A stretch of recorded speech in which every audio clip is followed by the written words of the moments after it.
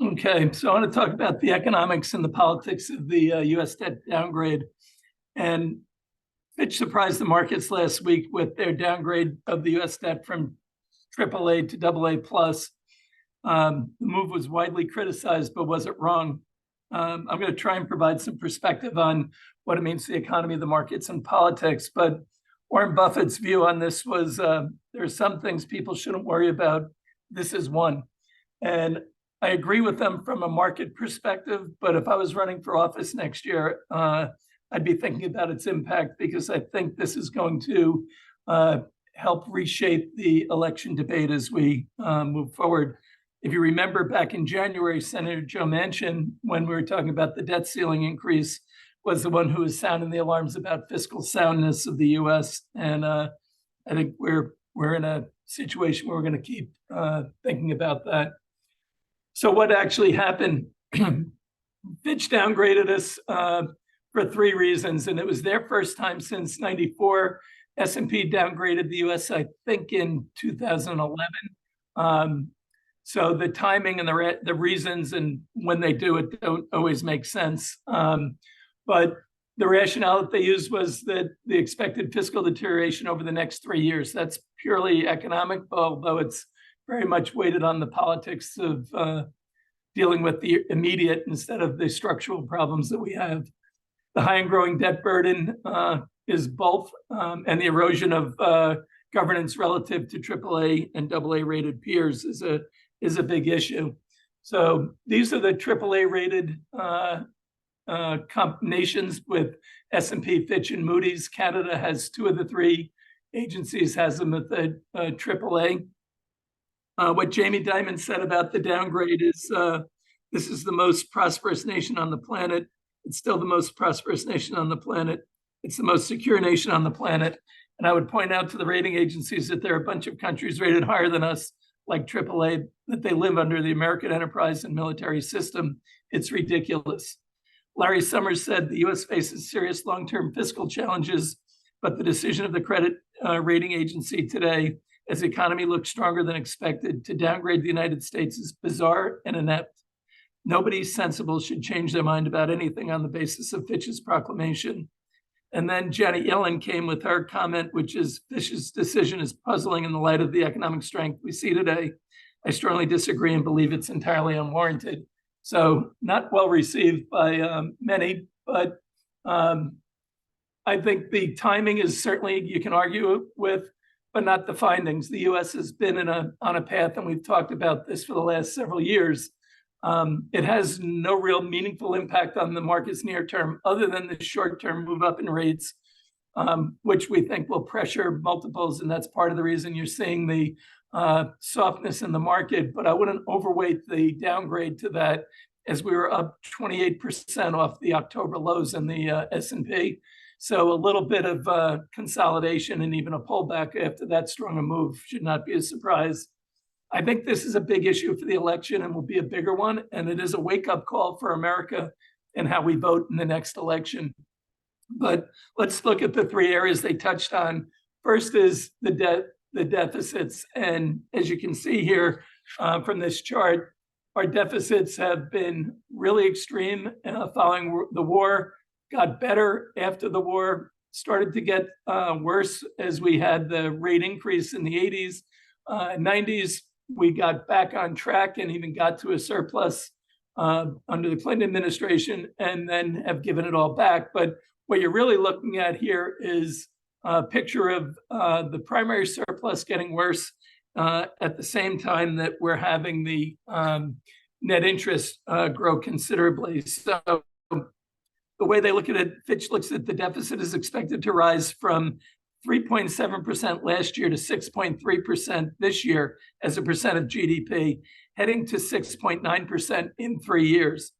And that's due to cyclically weaker federal revenues, new spending initiatives, and higher interest costs. And the interest costs are doubling to 3.6% of GDP by 2033. And that's going to create some challenges. At the same time, as deficits rise, so should the debt. And World War II is the last time we had public debt as a percent of GDP as high as it is today. But we had a very different scenario then. We had men coming back from the war, going into the labor force. Today we have the boomers aging out of the labor force and retiring. So that is a significant shift and has longer term implications. To put it in perspective, the US is well outside what the median ratings would be for a AAA rated country and a debt to GDP. The median for that is around 40%. And for a AA, it's around 44% debt to GDP. We're looking at just shy of 100%. So not exactly an ideal situation. And the reason for this problem is, as you can see here, we're way outside the normal spending and revenue levels. And as you project out, what this is showing from 23 forward, after a little bit of a comeback, you're going to see spending continue to accelerate to where it moves from, outlays will be moving from 24% of GDP today to 29% by 2053. But revenues are only going to grow about less than 1% on average as a percent of GDP to 19.1 from 18.4. So you're going to have a widening gap for the debt, which is going to continue to put strains on the system. But the real issues come down to three. Net interest costs are rising and crowding out other spending needs. And you can get a pretty good sense of what it looks like here. Net interest costs averaged in 21 about 2.1%. They're projected to be 2.7% this year, on their way to 4% by 2053, with interest costs as a percent of GDP tripling during that period to 35% of revenues generated, or 6.7% of GDP. That's a really difficult number to swallow. And it's leading to, just to put it in perspective, from the average spending on R&D, infrastructure, and education in the United States from 73 to 2022 was only 2.5%, which is what our interest costs were this year projected. But as you look moving out, crowding out is going to be quite high. Here's another look at net interest cost spending for the last 10 years relative to other key areas of spend. And this is part of the challenge that's going to be a real political issue for the upcoming election, I believe.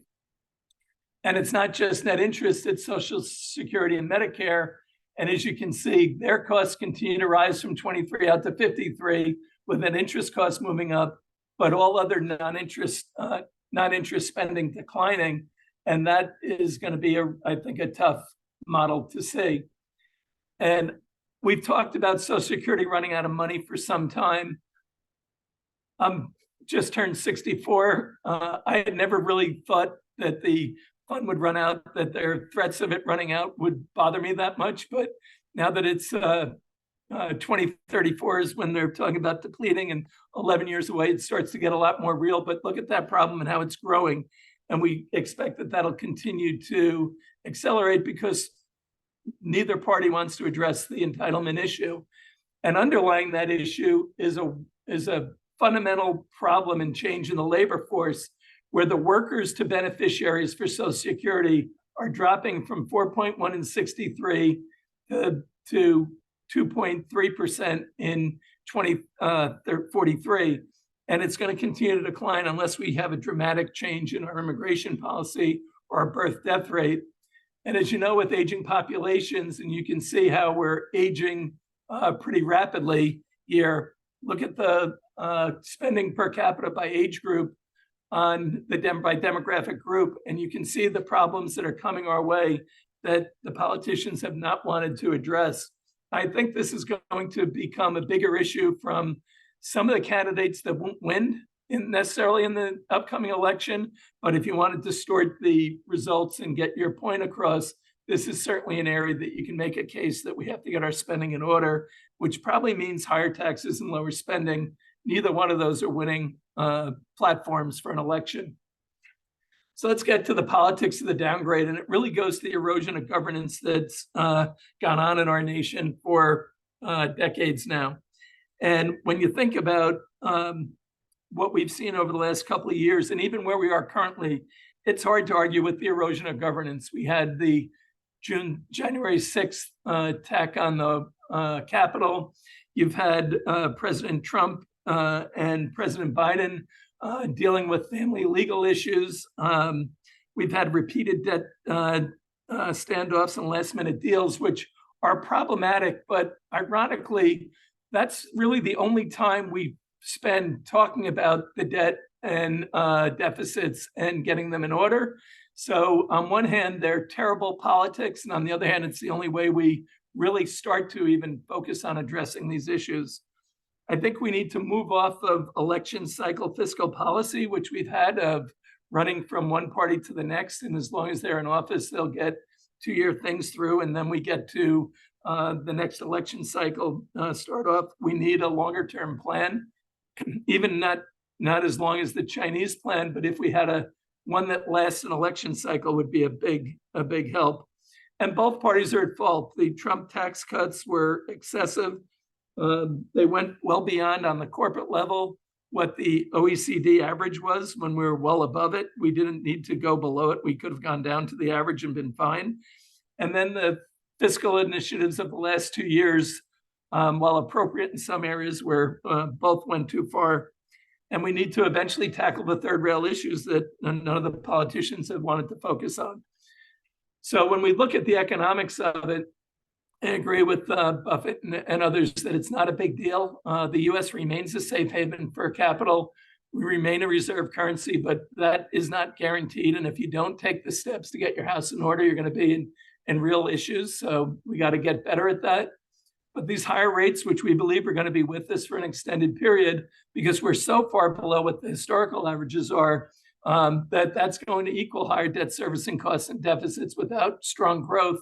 And there isn't the prospect in the projections for significantly stronger growth for a number of reasons. We think that this will keep interest rates higher for longer, keep multiples under pressure, and put us in a difficult position for the near term in the markets. But I don't think the downgrade is what's put us in that position. I think it's the fact that we've had such a strong run in the last 6 months that we need to digest some of those moves. So, Mark, from an economic perspective, not a big deal near term, but will be a bigger deal longer term if we don't get our fiscal house in order. From a market perspective, minor issues, just keep an eye on it. And you want to focus on strong balance sheets and self-funding in this environment and stay away from the exceptionally high multiple opportunities and really look for greater financial strength. So we're going to stop there and open up for discussion. Thanks, Stephen. Questions, comments? Stephen, do you think that the downgrade was political in and of itself? Pardon me for not raising my hand. No, I don't know, Bill. I think we give them too much credit if we think that they're bringing politics into it. It may very well be, because it seems like politics is in everything, but I think the agencies generally tend to follow what their policies are, which often make good sense from a risk perspective, but not necessarily from, it puts them in a range of acceptable risk.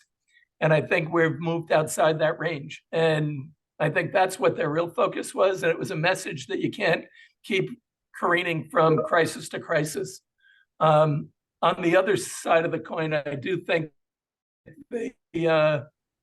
I think it is a message to both parties. So if that's a political message, then yes. But I don't think it's going after the Biden administration necessarily. I think their history has shown us that they don't do things at the time you'd expect them to do it. Michael, that was my same comment. Michael Hammer, the timing does seem a little strange, but with maybe you're tracking closely. Maybe we should have seen. Maybe they did give warnings, Stephen, or we missed them.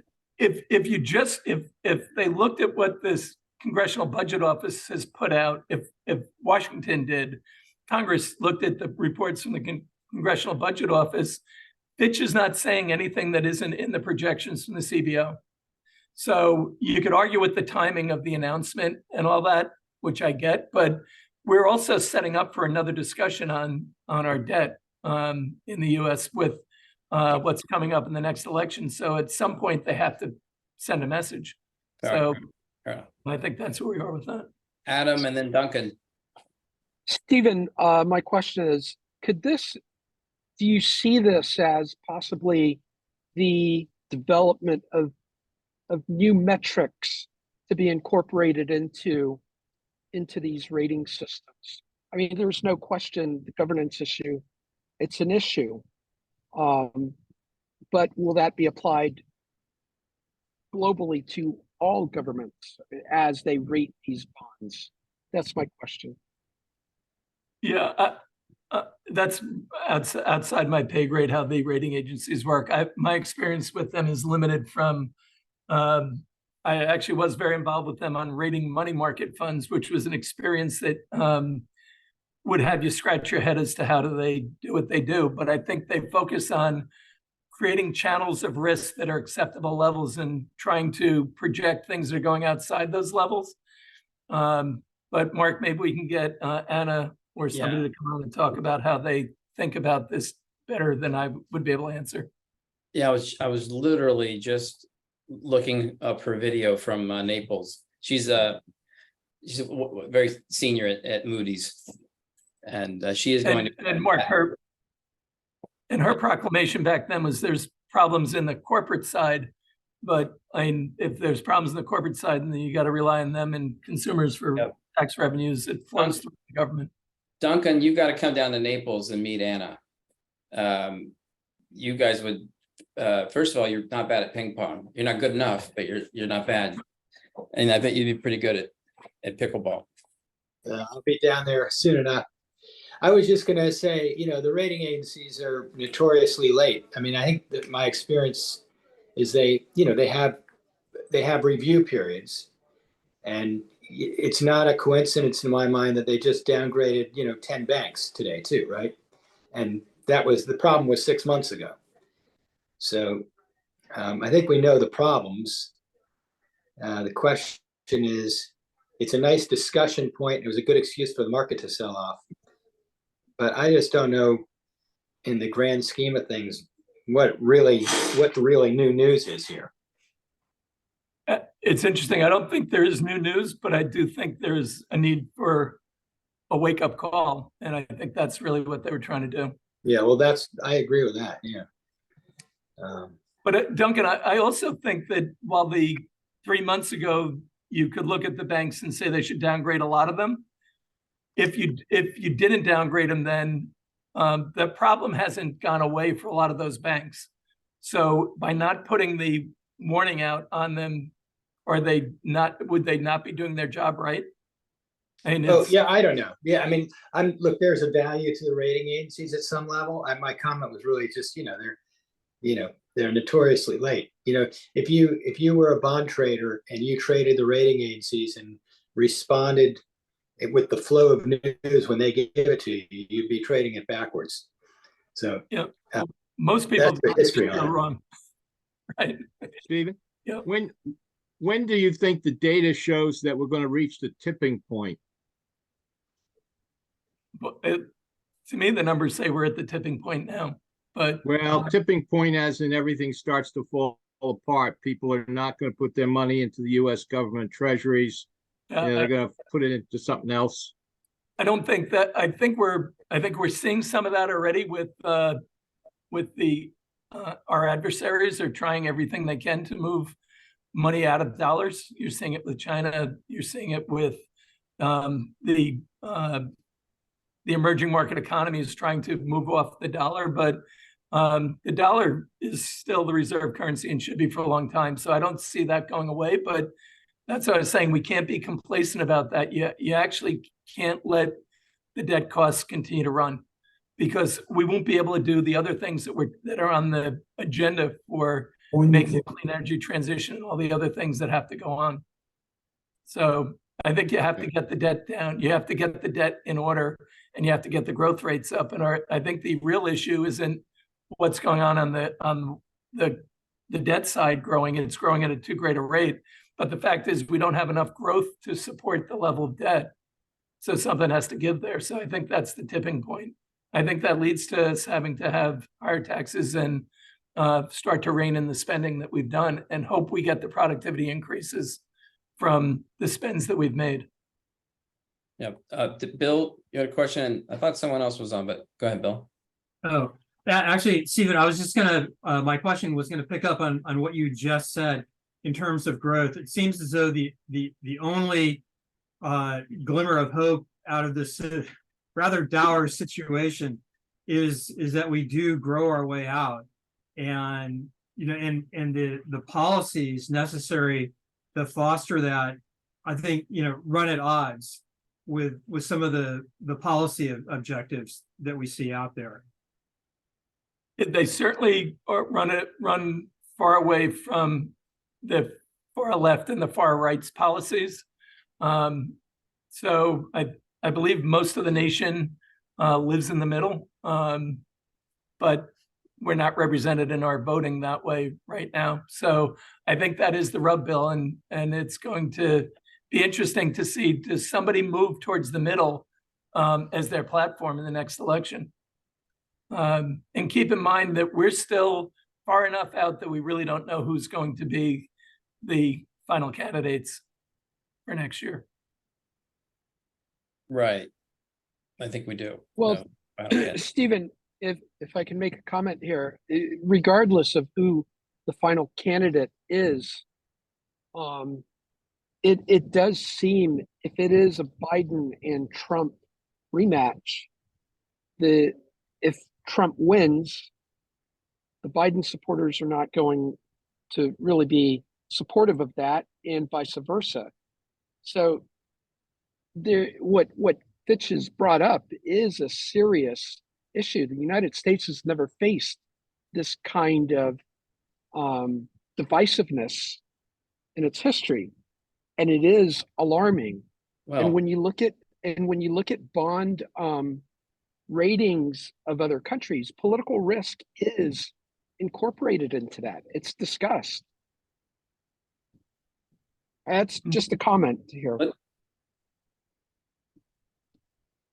I agree with Duncan's comment too. The immigration policy is a big part of the answer. yeah, I was going to say, Michael, you and I are reading each other's minds today. I was going to say we've had more divisive moments, but it's stupidly divisive here. Other comments? By the way, Andrew Voss, you missed. We talked about North Carolina and South Carolina a lot today. Not to talk about the South versus the North, but we're heading down there. Excited. Keep Charleston on your radar for the future. Yeah, well, that's next. And I'm By the gonna way, I'm gonna land in Fort Myers for you to drive me all over Florida again soon. at your service, sir. While I have the mic, a quick introduction to Al Houghton, who's on the call. He's a Denison grad, played soccer with me under the tutelage of Ted Barkley. So Al's on. He's been in the family office business for years. He worked for Pitcairn, among others. Yeah, Maybe Al wants to say a quick hello. Al, please go Big Red. Isn't that nice, Andy? Thanks so much. And that soccer story goes back a while. So nice to see you, and nice to see you, Mark. Good to see you too. I didn't realize you played soccer. But good. We're trying to get an alumni game, Denison alumni against the 361 alumni on the pitch there at Denison. You know, there's a meeting of the national meeting of the American Venture Capital Association, May 11th to the 13th. That might be a good reason to be back in Ohio. Maybe to play soccer. But it's good to see you, Alan. I mean, Alan has been around the family office world. He has his own family office, Pitcairn, and we'd love to get your input, your content in our community. Hey, Mark, in light of Alan's history as just referenced, I'd like to do a shout out for Ted Barkley, Yes. my fraternity brother, and everybody's old best friend. What a spectacular human being was Ted Barkley. Here, Yeah. here. Amen. True. Well, I was a Denison soccer alum too. I think the non-Denison contingent gets a little sick of the Denison mafia here, so I'm gonna move on. Well, tell them to get over it. Yeah, fair. Anyone, who else is new here? Or hasn't been around for a while? You know, Dave Kroom, you've been around a long time, but you've popped your head back in. You only came because we came to your city. We went to Seattle and that we played pickleball with you. What have you been up to? I've been I've been traveling to San Diego to play pickleball. So that's my routine. So maybe we need to meet in San Diego. Well, that's on the radar. San Diego and LA. Okay. No, I'll make some East Coast trips here in the fall. And with all my football teams on the West Coast being lost, I guess I'll be on the East Coast a lot more coming pretty soon. What do you mean lost? They just I know Wazoo's the only one left. I'm going to automatically get a bid to the BCS championship because I'll be the only team in the league. It'll be great. What's next? You know, the Big 20. I think it's the Big 17 at the moment. Who knows? But they'll split off. But no, I'll be in New York in November for sure, and gonna navigate a lot more time down in Florida in late January, like probably 3 weeks or so. You know, Jack, if we get people to come to Cincinnati or not, I'm sure we'll play pickleball. Lanier, Depending on timing, we might find ourselves going to some postseason matches in both Major League Baseball and Major League Soccer. So that's good news for Cincinnati. That's great. You're not allowed to talk your book, Jack. Hey, what are you talking about? I'm making an offer to take people to some content. Okay, no, you can talk that book. Fuck away. This is an expression of love and courtesy, not selfish. Fair enough. You know, there's something interesting, Mark, going on in Ohio today, an important vote. Yeah, isn't like a sort of a quiet, weird time, and it's sort of an indirect political move. I was listening to my podcast today. They could set up if you. I'll have to find it, put it in chat. Like, there's something like what those are? You know, what is this election about, Jack? It's about the Constitution. First of all, it's an absolutely outrageous proposal that has been set forth for a constitutional amendment within the state constitution, whereby in order for constitutional changes to be made, it is proposed that a 60% vote be required as opposed to the 50.1% vote that's been in place since the beginning of time.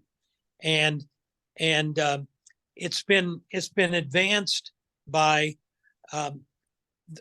essentially the Republican Party or parts of the Republican Party, along with substantial dark money in support of it. And it's arguably undemocratic. You know, it's the other size D, undemocratic, inappropriate, and unfair. And it's incredible that it's gotten the attention and the effort that it has. I'm assuming it'll be soundly defeated. Jack, more importantly, it had been 44 of the 88 counties needed to support this in some way. I'm not sure how it works, but they're going for 100% of all counties have to have 4,000 or 40,000 signatures or something in order to bring it to the vote, making it virtually impossible to bring new it's essentially amendments. A way to shut out. Yeah. Well, here's the essence of it. I mean, there might be an argument being advanced by its supporters that there's some umbrella strategic concept, you know, perhaps. Not true, though. The truth is that it's in response to a concern about the abortion regulation within the state, which will be on the ballot in November. And this, in advance of the abortion issue, is a way to increase the probability that abortion can continue to be outside the scope of the state's legal structure. Mark, if So- I may input here. Yeah. Please, Michael. Yeah, Michael's obviously in I'm in Toledo. Ohio as well. Yeah. Yeah, I'm in Yeah. Youngstown. And the key thing is that the thing in November that was just mentioned is a constitutional amendment guaranteeing abortion. And so the anti-abortion folks, even like LaRose, who's the Secretary of State, is going to run against Sherrod Brown, has overtly said that this August vote tomorrow or today is all about trying to block the abortion amendment to the Constitution, which, by the way, they gathered over 700,000 signatures for that, almost twice what is required in order to get it on the ballot. So they see the writing on the wall that if they don't stop this now, that it could create a wave against the anti-abortion folks. Well, I think it already has created that wave. Oh yeah. And I think that there may be other political implications for the Republican Party as a result of I can only call it trickery that they've engaged in. So, last year they passed not allowing August special elections. Then they reversed themselves just for this and August special elections. And one of their arguments is it's protecting the Constitution, from only a slight majority of people making the change.